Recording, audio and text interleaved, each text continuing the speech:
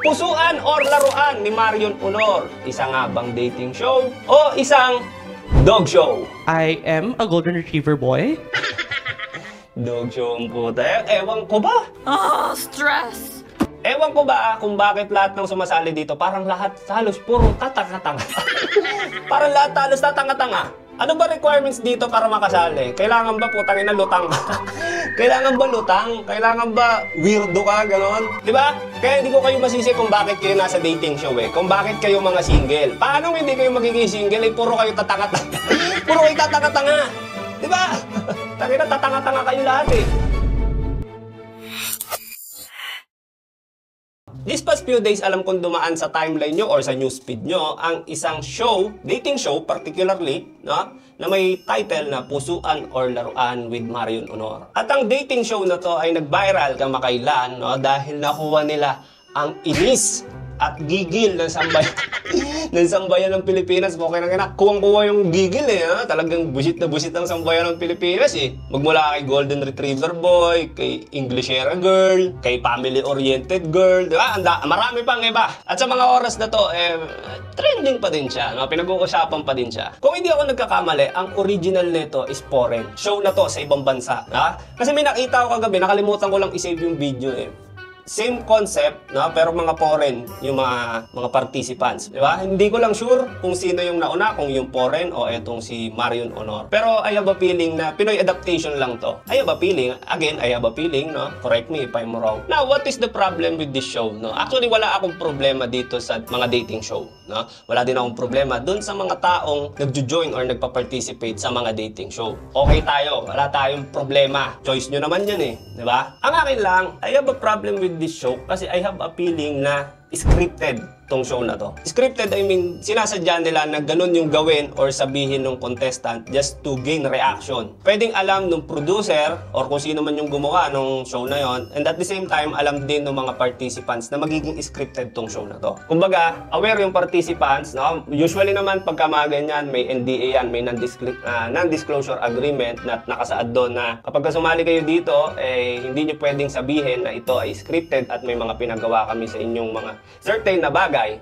No? Dahil kapag sinabi nyo yan, pwede kayong mademanda. Usually, ganun ang setup niyan. So, meaning to say, no, possible na ganun yung setup nila na scripted to at meron silang NDA. So, itong mga contestant, kung anong ipagawa sa kanila, kahit pagmukain silang tanga doon, wala silang choice dahil pumayag sila at meron silang pinirmahan na non-disclosure agreement. Diba? Kasi I have a feeling na ganun na, scripted to. Ngayon, ito yung mga sasabihin nyo, ito yung mga gagawin nyo para mag-trending tayo. Ganon, pwedeng ganon. Or pwede din na walang alam si contestant at all. Sadyang tatanga-tanga lang talaga sila. Ganon, pwede din ganon. That's number 2. Or pwede din, ito number 3, pwede din na the producer is manipulating the video or the statement ng mga participant through video editing. Kasi ang video po, no, ang video editing is napaka-powerful na tool. Kaya kanyang gawing masama, kaya kanyang gawing mabuti, kahit maganda yung sinabi mo, kaya nilang gawing masama pag dinaan na yan sa editing. We all know that. So, pwedeng ganon, no? Pwedeng ganon, alin man dun sa tatlo. But one thing is for sure, this is not a dating show. They just want to go viral. Gusto lang nilang mag-trend. At isa sa way nila para mag-trending is eto.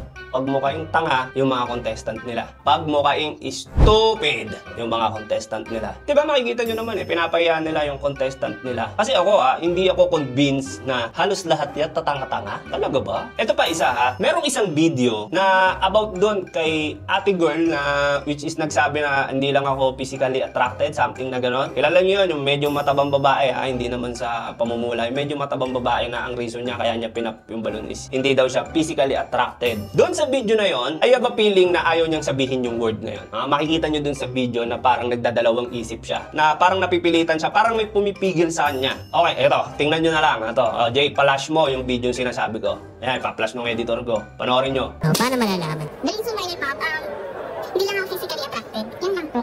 Is there any particular reason kung ba't di ka physically attracted sa kanya? My preference lang po. What's your usual preference? Ano ba? Wala naman po, hindi lang physically attracted po. See?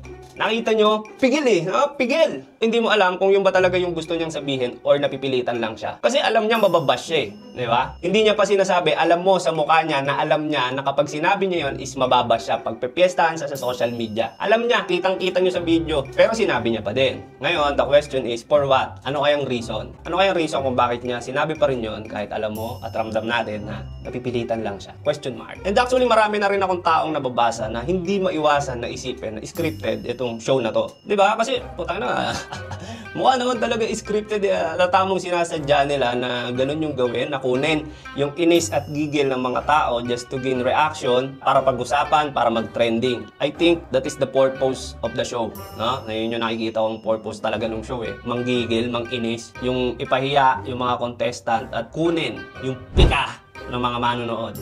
So technically, hindi to dating show, hindi ito para ihanap ka ng makakatambal at magiging love life mo.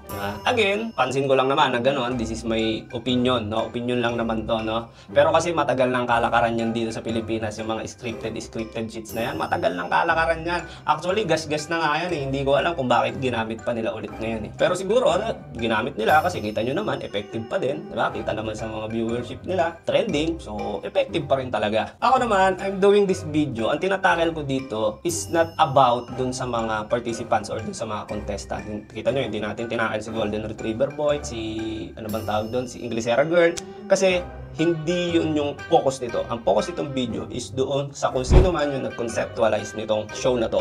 Doon sa mismong production. Now, just a piece of advice, no? Sa production, pati na rin sa mga contestants at sa mga future contestant, no? If it's true na hindi to scripted, tong show na to, please lang, bago kayo sumali dito, make sure na hindi kayo tatanga-tanga. Kasi talagang pagpipiestahan kayo sa internet. Mababash talaga kayo. Kakainin kayo ng lupa. Ha? Ang maigi pa, ang gawin nyo, imbis na maghanap kayo dito ng love life, mag-aral muna kayo. Yun ang pinamaganda yung gawin. Para pag lumabas kayo dito, hindi kayo tatanga-tanga. Imbis na nasa dating show kayo, mag-aral kayo. Kasi kapag hindi kayo nag-aral at nako, nagkaanak kayo ng kung sino mo makakapares mo dyan, dami pa ang bobo sa Pilipinas. Diyos ko, huwag nyo nang dagdagan. Sobrang dami na namin dito. Pero kung ito man scripted at merong mutual agreement yung producer and yung mga contestant, wala naman tayo magagawa doon. Siyempre, may mutual agreement sila, nagkasundo sila doon. At kung ganun man, doon naman sa mga sasali, Diyos ko po, make sure nyo na yung ibabayad sa inyo na talent fee dito, worth it. Na kahit pumayag kayo na scripted, pag mukhain kayong tanga, make sure nyo na worth it yung mapapala nyo, ba?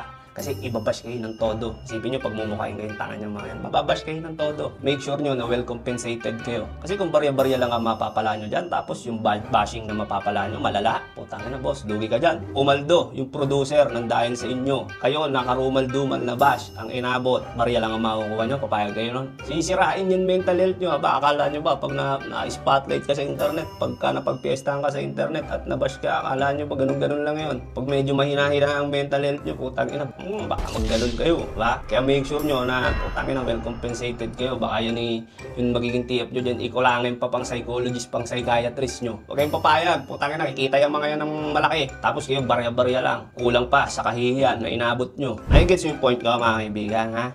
Mag-ingat, ingat kayo, huwag kayong basta-basta magpagamit. Diyos ko, napakarami pa naman magagamit ngayon. Know your worth, hindi ka barya-barya, huwag ka tatanga-tanga.